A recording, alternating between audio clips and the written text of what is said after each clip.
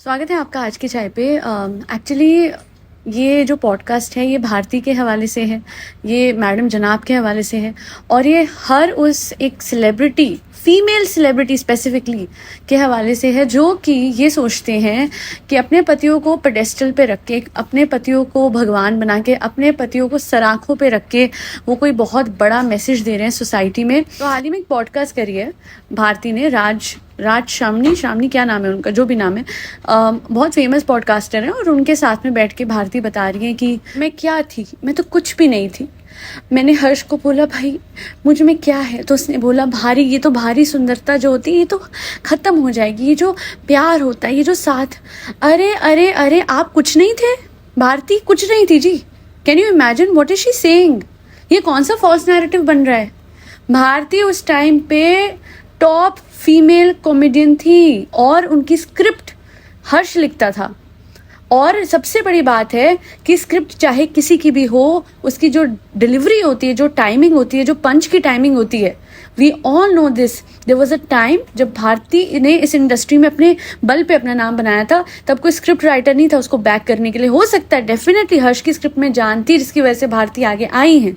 और आज भी हर्ष ने बहुत सारे ऐसे शोज हैं जो कि सिंगल हैंडेडली उन्होंने डायरेक्ट भी करे हैं, प्रोड्यूस भी करें, जो but primarily it was Bharti जिनका नाम सबसे पहले हुआ, जिनकी मेहनत रंग लाई, जिन्होंने स्ट्रगल करा और वो करके दिखाया जो बहुत लोग नहीं कर पाए।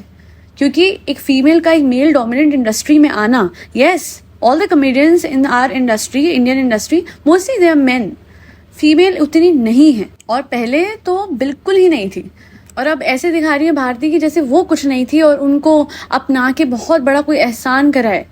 ऐसा कुछ भी नहीं है। मैंने उस दिन I will tell you one thing, मैं इनके व्लॉग ज़्यादा नहीं देखती हूँ क्योंकि मुझे अपना टाइम नहीं वेस्ट करना होता, बट मैंने एक व्लॉग देखा था जब भारती आई गेस उस टाइम पे प्रेग्नेंट थी and this man was sleeping, जो इनका हस्बैंड है सो कॉल्ड, जो इन्होंने पति परमेश्वर बना रखा है, he was sleeping and Bharti थक गई थी उठा के कि भाई उठ जा उठ जा उठ जा, और उसकी नींद ही नहीं खुल रही थी। Like he is a grown up man of the house है ना।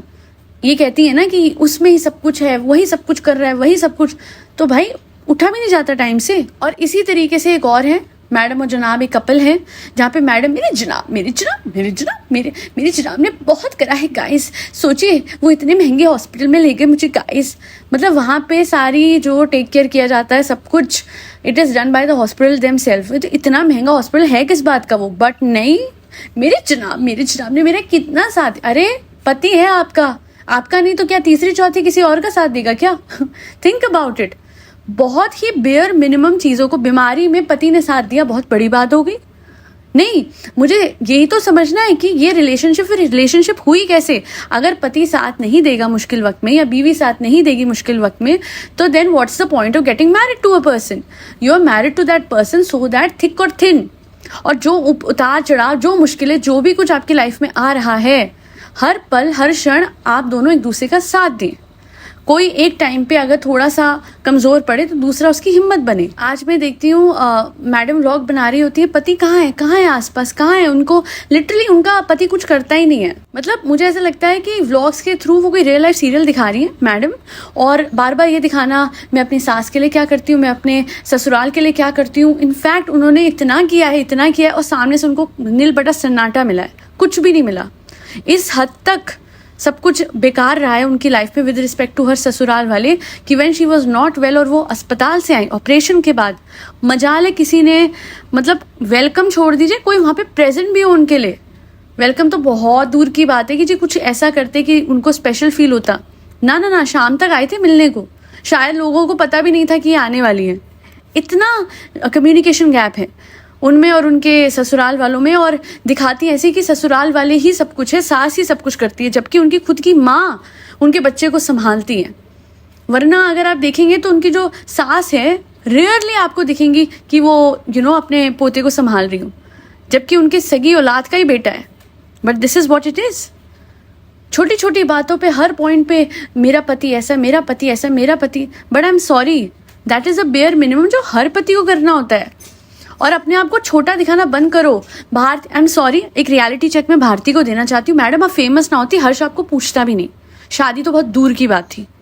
और अगर मैडम जो हैं, जनाब मैडम वाली जो मैडम है, अगर वो फेमस ना होती, पैसे ना खर्चती, लिटरली पूरे के पूरे टब्बर को मुदाहा से उठाकर यहाँ पे मुंबई में सेटल ना करवाती, बच्चों के एडमिशन ना कराती, उनका खर्चा ना उठाती, बच्चे भी कौन, खालाओं के बच्चों के एडमिशन करवाए हैं इम्प्रेस करने के लिए अपने जनाब को, और जनाब की बहन का पूरा ट्रांसफॉर्मेशन ना करवाती, जनाब इनको पूछते भी नहीं। बेसिकली कुछ नहीं करा था मैडम ने, घेरा तंग किया था, इतने एहसान करते जाओ करते जाओ करते जाओ अपने हस्बैंड पे कि देन इवेंचुअली उसे मजबूरी में ही आपसे निकाह करना पड़ेगा। बट देखिए फिर मजबूरी भी आपकी बना दी उस निकाह को, ऐसी शर्त रख दी कि आप मना ही करोगे। बट आप इतने बिछ गई थी ज़मीन पे कि भाई चल बता धर्म भी बदल दूंगी, वो वाली बात कर दी आपने। जबकि you should have stuck to the point कि क्योंकि ये पहले ऐसी सोच नहीं रखती थी, पहले मंदिर मस्जिद एक बराबर थे इनके लिए, है ना। बट बाद में इस आदमी ने शर्त रख दी because it was a very simple way for him to get out of this relationship. But ये नहीं मानी, इन्होंने कहा ले मेरी सेल्फ रिस्पेक्ट भी ताक पे रख दी मैंने, जा मैंने अपना रिलीजन भी बदल दिया। और जो लोग बोलेंगे हमारे यहाँ तो ऐसे शादी, देखिए लीगली मैं बता रही हूँ, स्पेशल मैरिज एक्ट है, हर तरीका है साथ रहने का बिना धर्म बदल के। स्पेशल मैरिज एक्ट में अगर आप दो अलग धर्म के हैं तो आराम से शादी कर सकते हैं, लीगली आप मैरिड हो गए, है ना। तो कभी कभी ऐसा भी करना पड़ता है, मिडवे ढूंढना पड़ता है, पर यहाँ पे ऐसा कुछ करा नहीं गया।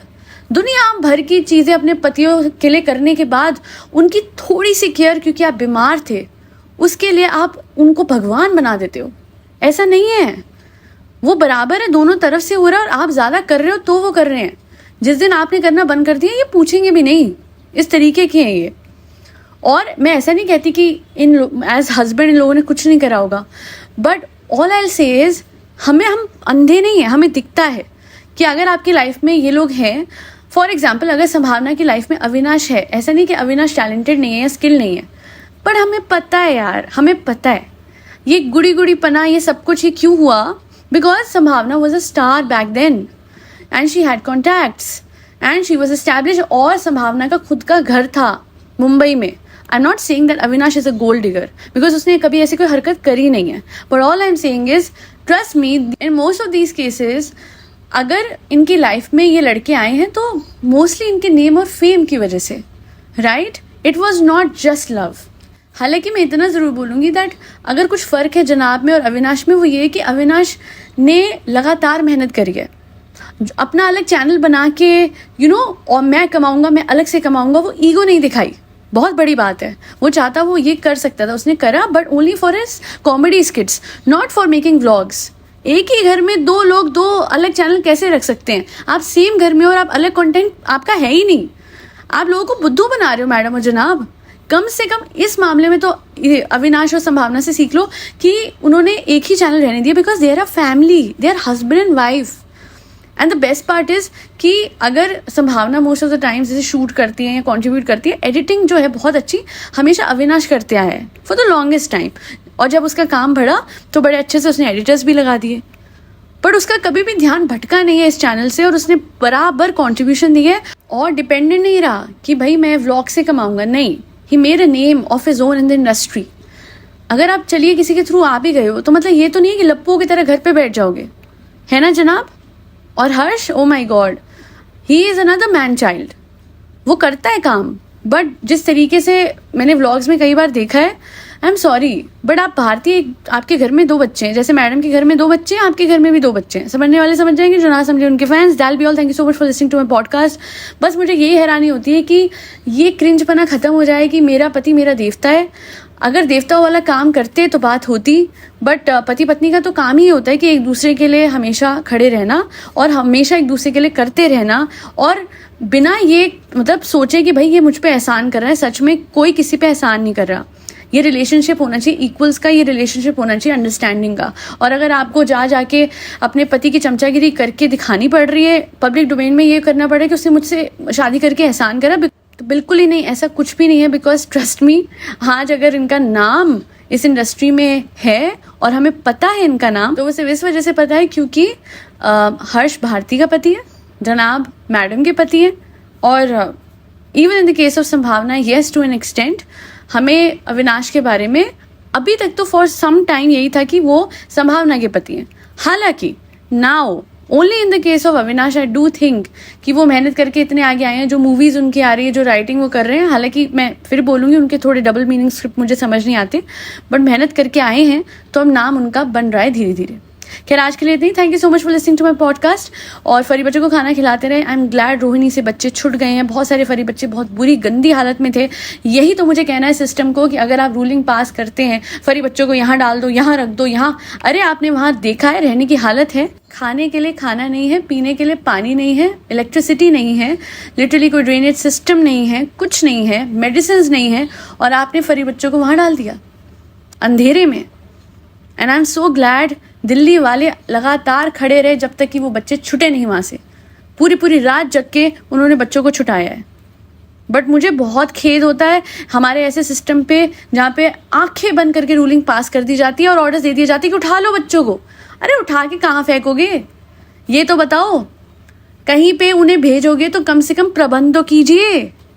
पहले आप फैसिलिटी तो बनाइए और उसके बाद जाके डिसीजन लीजिए। बस ऑर्डर ऐसे ही वेगली पास मत कीजिए। बताइए, हम हाई कोर्ट सुप्रीम कोर्ट से तो एक्सपेक्ट करते हैं कि जो ऑर्डर्स पास करे जाएंगे वो पूरे फैक्ट्स को मद्देनजर रख के करे जाएंगे, ना कि बस क्योंकि एक कुत्ते ने एक बच्चे को काटा तो सबको हटा दो। फिर तो इंसानों ने बहुत और कुछ करा है, अब पूरी इंसानी जात को तो नहीं हटा पा रहे हैं। आज के लिए इतना ही। फरी बच्चों को खाना खिलाते रहे। डेडिकेटेड फीडिंग पॉइंट्स पे बोलना पड़ रहा है, मजबूरी है, क्या करूं। बनाए गए नहीं है अभी तक और हमें डेडिकेटेड फीडिंग कहाँ ढूंढेंगे। कोई बच्चा पेट्रोल पंप पे बैठा हुआ है, मैं कहाँ ढूंढूं जी। पहले मैं फीडिंग पॉइंट ढूंढने जाती हूँ। हाँ, like this is what is this. और वर्स, वो आपने देखा होगा दिल्ली में जगह जगह चावल खिलाए जाते हैं फरी बच्चों को। वो चावल खिलाने के लिए जो गरीब आदमी वो रिक्शा चला के जाता है, जो लोगों ने हायर करा हुआ है कि भाई आपको जाके खिला के आना है, उस गरीब आदमी को डंडे से, डंडे के आगे कील लगा के डंडे से पीटा जा रहा है। अरे भगवान का बिल्कुल डर ही नहीं है। फिर पता है ऐसे लोगों के साथ जब बुरा होता है ना, जो कि मासूमों को परेशान करते हैं, जब उनके साथ बुरा होता है तो फिर वो भगवान से कहते हैं प्रभु हमारे साथ ऐसा क्यों कर रहे हो। मैं एक ही चीज़ बोलूँगी, ये सोच लेना कि आपने भी बहुत कुछ किया था इसलिए हो रहा है। कर्म सबका होता है। आज के लिए इतना ही। दैल बी ऑल। जय श्री राम, राधे राधे, हरे कृष्णा।